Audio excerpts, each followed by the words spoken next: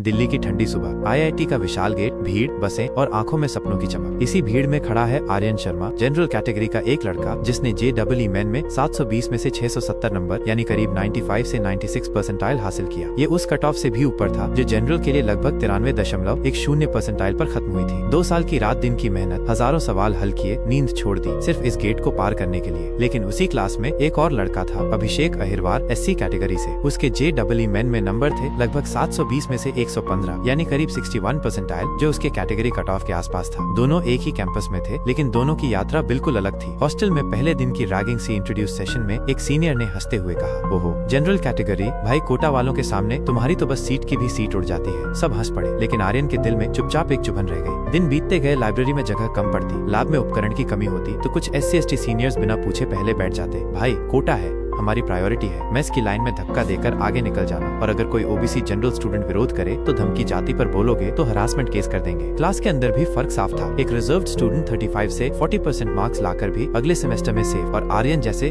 Students 65 से 70% लाकर भी warning letter पाते। इम्प्रूव नहीं किया तो बाहर। ये डर हर एग्जाम के पहले उसकी रातें खा जाता था। एक रात लाइब्रेरी से लौटते वक्त आर्यन ने देखा एक OBC जूनियर को 3-4 रिजर्व्ड कोटा के लड़के घेर कर मार रहे थे, सिर्फ इसलिए कि उसने मेस में उनसे पहले खाना ले लिया था। थप्पड़, गालियां और धमकी, अगर आवाज उठाई तो कास्ट वायलेंस केस कर देंगे। आर्यन ने बीच बचाव करना चाहा, लेकिन जानता था कि अगर FIR में उसका नाम आ गया तो करियर खत्म। ये माहौल दम घोटने लगा और आर्यन ने तय किया, चुप रहना अब विकल्प नहीं। उसने कुछ दोस्तों के साथ मिलकर इक्वल राइट्स फोरम बनाया, डेटा इकट्ठा किया, कितने रिजर्व्ड कैटेगरी स्टूडेंट्स फेल होने के बावजूद अगले सेमेस्टर में गए और कितने जनरल OBC टॉपर्स एक छोटी सी मिस्टेक के कारण बाहर हो गए। सोशल मीडिया पर वीडियोस डाले, आंकड़े बताए, लेकिन बदले में धमकियां आने लगी। नाम लेकर बोलोगे तो कास्ट वायलेंस केस कर देंगे। एक दिन कैंपस में उनकी पीसफुल मीटिंग के बीच ही कुछ रिजर्व्ड कोटा के लड़के आ गए, चेयर्स पलट दी, स्लोगन्स लगाए, रिजर्वेशन जिंदाबाद, और पुलिस बुलाकर आर्यन और उसके साथियों को ही हिरासत में ले लिया। उस रात लॉकअप में बैठे आर्यन के दिमाग में बस एक सवाल था, क्या मेरिट का कोई मतलब रह गया है? मेरे माँ बाप ने खेत बेचकर मुझे यहाँ पहुँचाया और यहाँ मैं हक की लड़ाई लड़ते लड़ते अपराधी बना दिया गया। लेकिन कहानी यहीं खत्म नहीं हुई। मीडिया तक खबर पहुँची, देश भर के लाखों जनरल और OBC स्टूडेंट्स ने उसकी आवाज को अपनी आवाज बना लिया। ये सिर्फ आर्यन की कहानी नहीं, ये उन सभी की कहानी है